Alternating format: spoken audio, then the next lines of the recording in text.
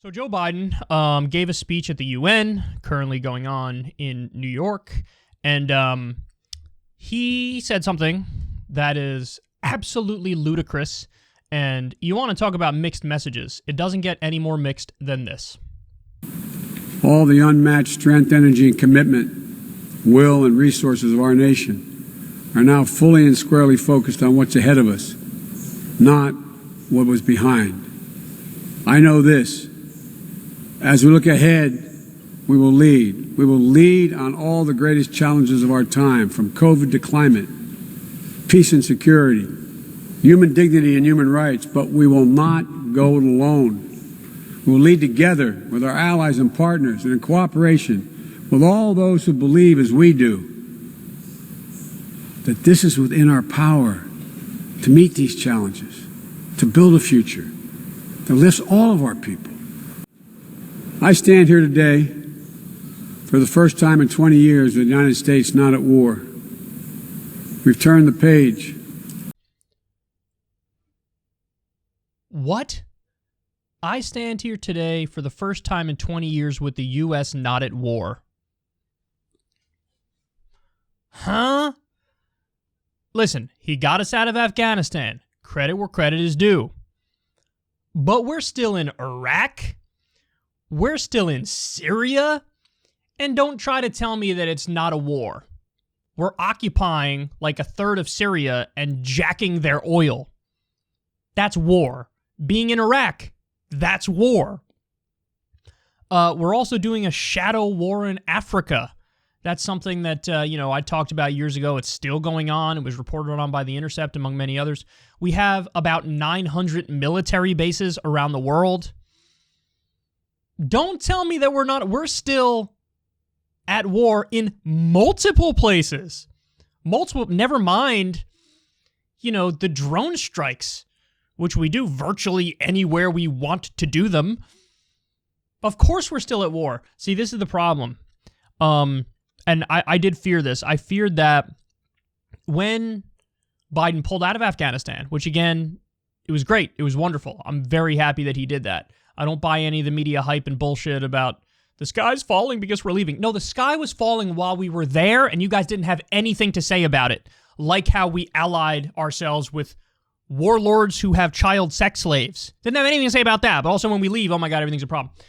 But I was afraid that because there was such a harsh media backlash when Biden left Afghanistan, that really disincentivizes Biden from pulling out of Iraq, from pulling out of Syria, from stopping our illegal drone program, which kills massive numbers of civilians, from stopping the shadow war in Africa. We have troops in Somalia. That's another one. There were some U.S. service members who died in Somalia not that long ago. And everybody's reaction was like, wait, hold, we're in Somalia? What? See, that's the problem. So he does one good thing, and now he's disincentivized because the media is so vicious when he does one good thing from doing other good things. But also, you can't just blame it on the media. It's also on him. Because if you're really brave and you're really committed to doing the right thing as a matter of principle, you'd say, I don't care about the consequences, and you pull out of everywhere else. Now, he stood strong on Afghanistan, which is great, because I could have seen many presidents just totally reversing course after that. So he does deserve credit for that. I don't want to downplay that. But this is just a flat-out lie. And you know it's a lie. Of course Joe Biden knows we're still in Iraq, and we're still in Syria, we're still in Somalia, we're in a bunch of different places in Africa waging a shadow war. We're arming and funding Saudi Arabia, who's effectively doing a genocide in Yemen. We've helped them. We've bombed for them in Yemen, so that's another one you could add to the list. These are all acts of war. If anybody else was doing these sorts of things, we would call all of the things they're doing war. He didn't get us back in the Iran nuclear agreement. That's something that definitely escalates tensions and brings us closer to war with Iran, and of course, that's the last thing I'd want. So, it's just astounding, isn't it? Now, the mixed messages here are that, on the one hand, he's saying, look, we're going to lead from COVID to climate, peace and security, human dignity, and human rights. He talks about how we're going to work with the world now. We're all together internationally. And so it's like a very let's all come together, kumbaya type thing. But then on the other hand, he's still doing the wars. And so the U.S. still does many unilateral actions around the world. So it's definitely mixed messages. Your actions say one thing, and your rhetoric says another. Your rhetoric is all, lovey-dovey. We're not isolationist anymore. There was a headline I saw about this piece where somebody said, Biden is rejecting Trump-era isolationism. But here's the thing. There was no such thing as Trump-era isolationism. Quite the opposite. He was continuing the wars as well. In fact, he assassinated General Soleimani, which was a colossal, slap in the face to Iran and massively increased tensions with Iran. Of course, Trump kept us in Iraq. He kept us in Afghanistan regardless of what he says, even though he may have been undermined by the generals in the process, because there was reporting he was trying to get us out. There was no Trump-era isolationism. And by the way, isolationism, I hate that term because it's used as a pejorative for non-interventionism. They think and they also conflate trade and working together on climate stuff. They try to conflate war stuff with that stuff.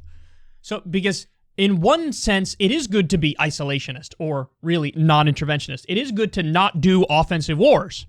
That's a positive kind of isolationism or non-interventionism, but it would be a negative thing if you totally shut yourself off from the rest of the world in the sense that you don't do any trade deals with them at all, in the sense that, you don't have an open line of communication with the rest of the world to work together on stuff like climate. So they try to conflate those things on purpose, but yeah, that was an astounding lie from Joe Biden. Just astonishing. I can't believe that line was in there and that he repeated it. You know what else that goes to show you? They're just going to keep doing what we're doing forever. It's like, we'll just permanently stay in Iraq, permanently stay in Syria, permanently do the shadow war in Africa, because they're just going to pretend like it's not going on as it is going on. Incredibly deceitful. And that's what your money and my money is going towards, by the way. At the same time, we don't have an updated infrastructure. We don't have free healthcare. We don't have free college. It's a real scandal. If you want to see me and Crystal Ball interview legends like Noam Chomsky, Cornel West, and more, subscribe to Crystal Kyle and Friends on Substack. $5 a month gets you the video version a day early. Remember, we take 0 ad dollars for this podcast. Or you can sign up on Substack for free and get the audio version a day later. Link in the video description box below.